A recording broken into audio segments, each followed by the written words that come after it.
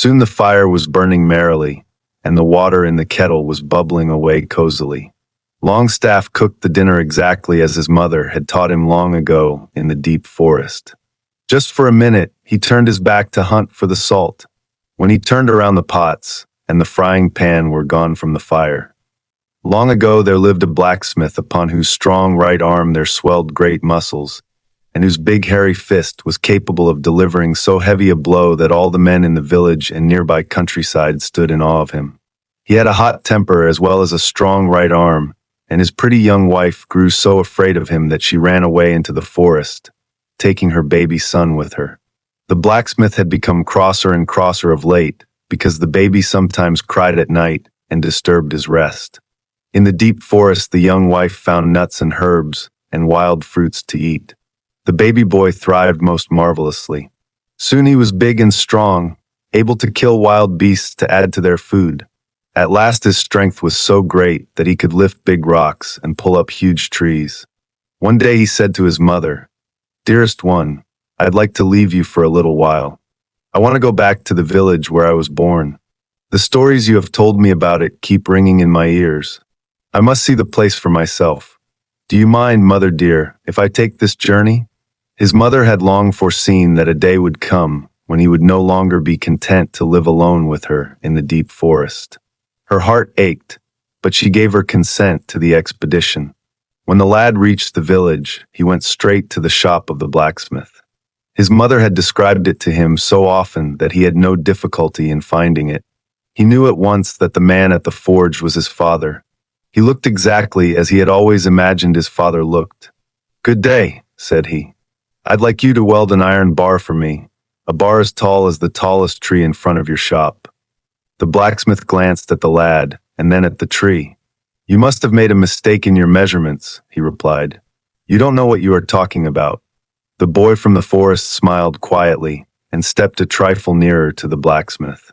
"You are quite right," he admitted. "Thank you for pointing out to me my mistake. I should have said that I want this iron bar made twice as tall as the tallest tree before your door.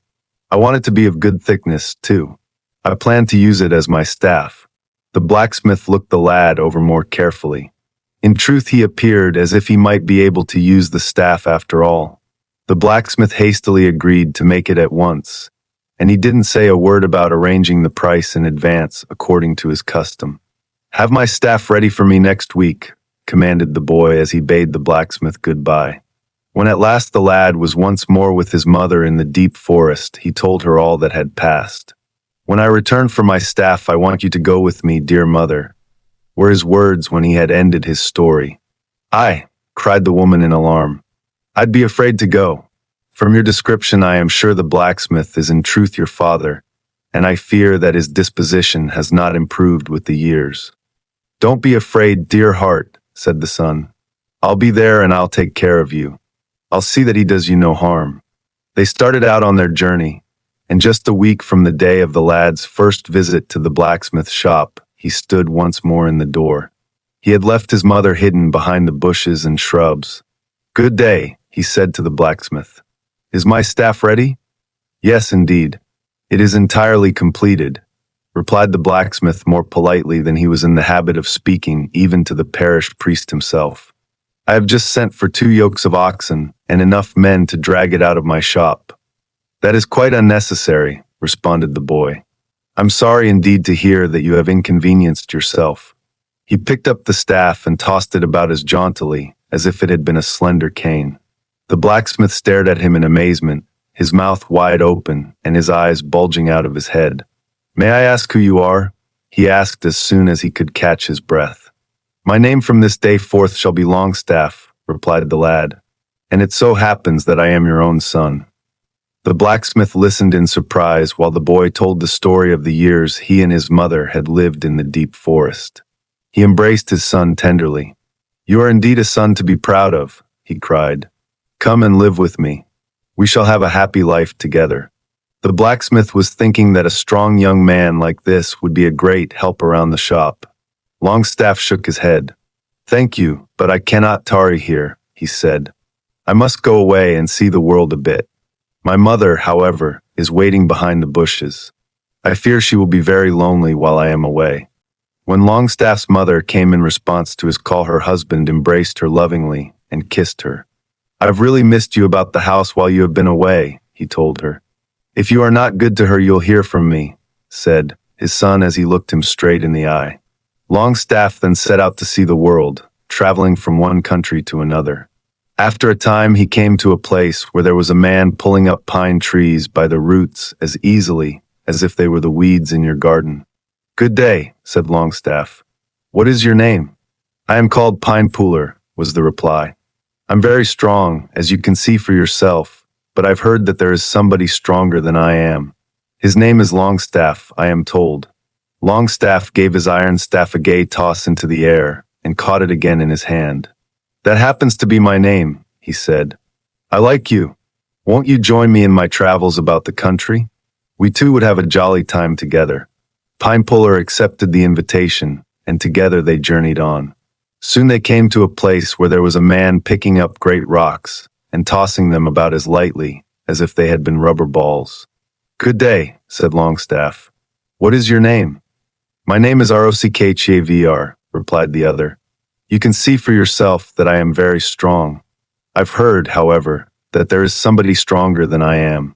His name is Longstaff, I am told." "That happens to be my name," said Longstaff, "and this is my friend Pine Puller. You are just the man to complete our little party. Won't you join us as we travel about the country?" Rockhever accepted the invitation with glee, and the three friends journeyed on together from that hour. Everywhere they went, they had everything their own way because of their great strength. One day, Longstaff, Pine Puller, and Rockhever sat on a rock by the sea. Suddenly they spied two pretty girls tossing glass balls back and forth and catching them. They had not stood there on the sand a moment before when the three friends had passed that way. Possibly they had been bathing and had only just come out of the water. Longstaff ran to speak to them. He put out his hand and caught their two glass balls at once. Then a strange thing happened. The two beautiful maidens disappeared the very minute Longstaff put their two glass balls into his pocket, and he was left standing alone on the sand by the sea. "That is queer," he complained as he told Pine Puller and Rockhever what had happened. Not far away there was a little house. There were no signs of life about the place, and consequently the three friends entered. Inside the house there were beds, beautiful furniture, and a kitchen completely furnished with pots and pans.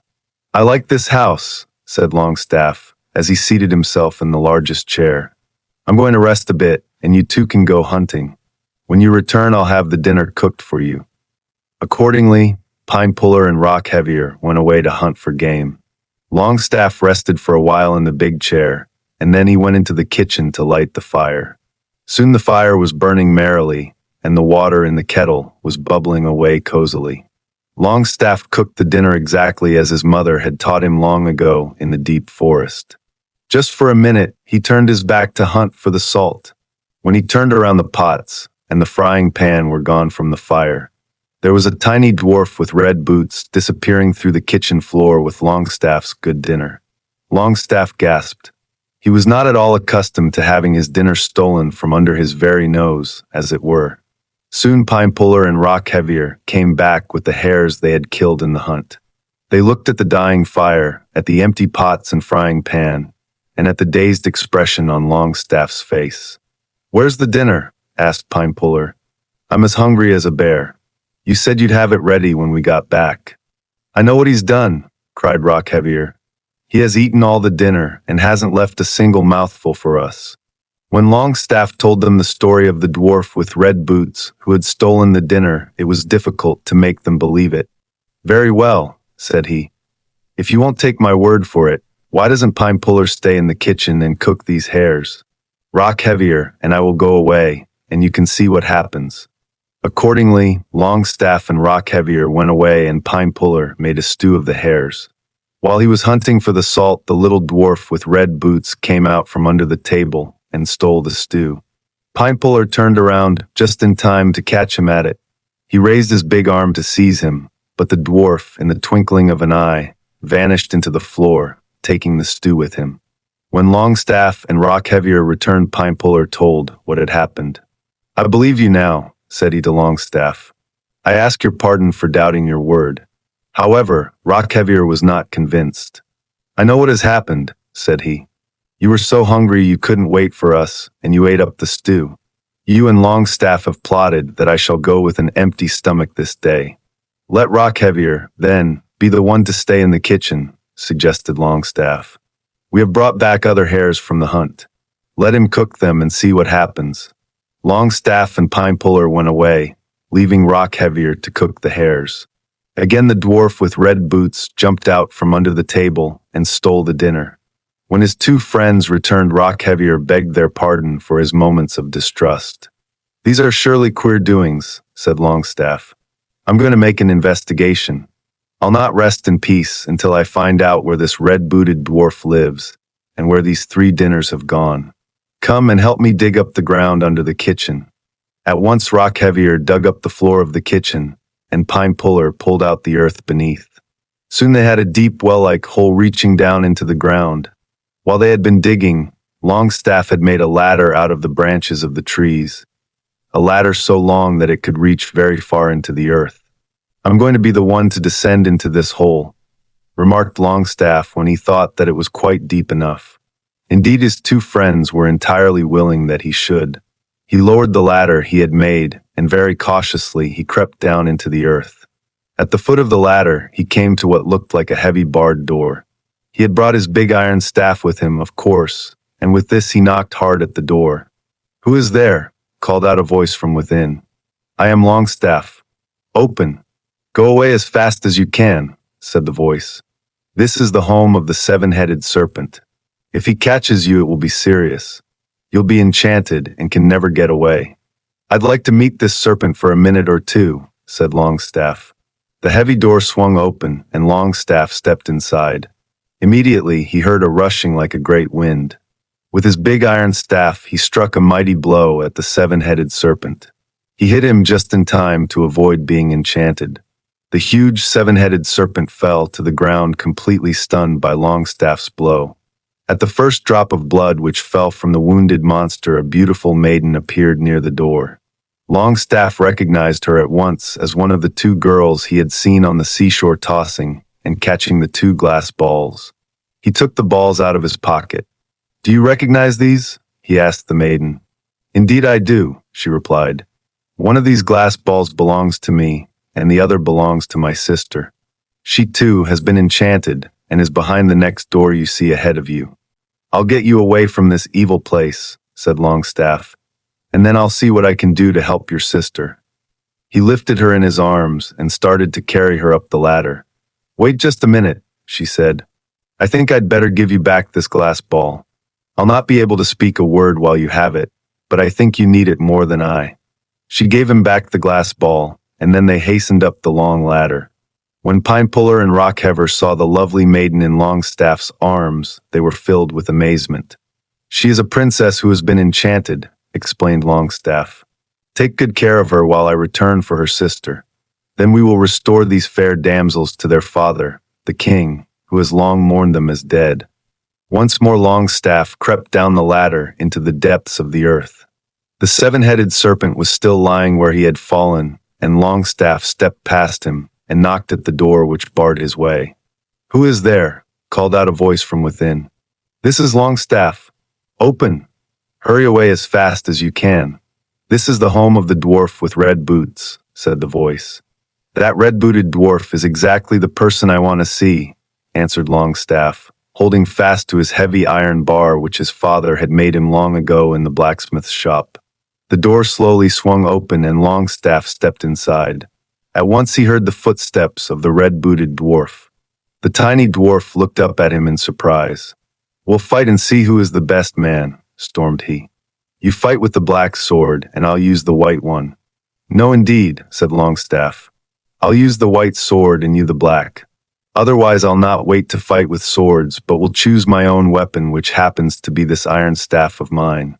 The little red-booted dwarf looked up at the heavy iron staff in Longstaff's hand. It could crush him very easily indeed. "Very well," said he. "Just as you like." Longstaff fought with the white sword and the dwarf with the black one, and soon the dwarf had fallen, though his great agility made up for his lack of size. With the first drop of blood which fell from the red-booted dwarf, the beautiful princess was disenchanted. She gave her glass ball back to Longstaff after she had recognized it as her own, and safe in his arms, she was borne up the long ladder to the place where her sister was awaiting her with Pine Puller and Rockhever. "I've left my staff behind," cried Longstaff in alarm. "I must go down once more and get it." He had never been without his staff near at hand, even when he was asleep. Hastily he again descended the ladder. There was his staff lying where he had dropped it when he took the white sword. When he turned around to go up the ladder again, it had disappeared. His friends had forgotten all about him, so interested had they become in the two beautiful maidens. Even at that moment, they were on their way to the king's palace. They had pulled up the ladder, never giving another thought as to how Longstaff was going to get out of the hole. Longstaff shouted in vain. Then he remembered how the dwarf had appeared in the kitchen. Evidently the red-booted dwarf knew how to get up to the surface of the earth. A drink from Longstaff's flask quickly revived him. He reached for the white sword ready to fight again. "Wait a minute, my friend," said Longstaff. "You are now my prisoner. I'll let you go as soon as you perform a little service for me. Just take me up to the surface of the earth." "That is easy," answered the dwarf. "Take hold of my hand."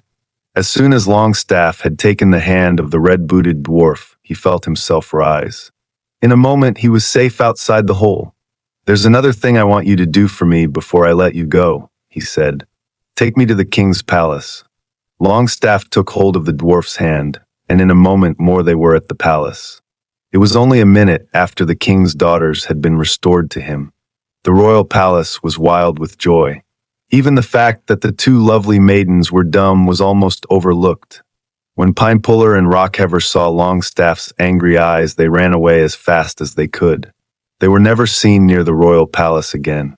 Longstaff drew the two glass balls from his pocket and gave one to each of the two beautiful princesses.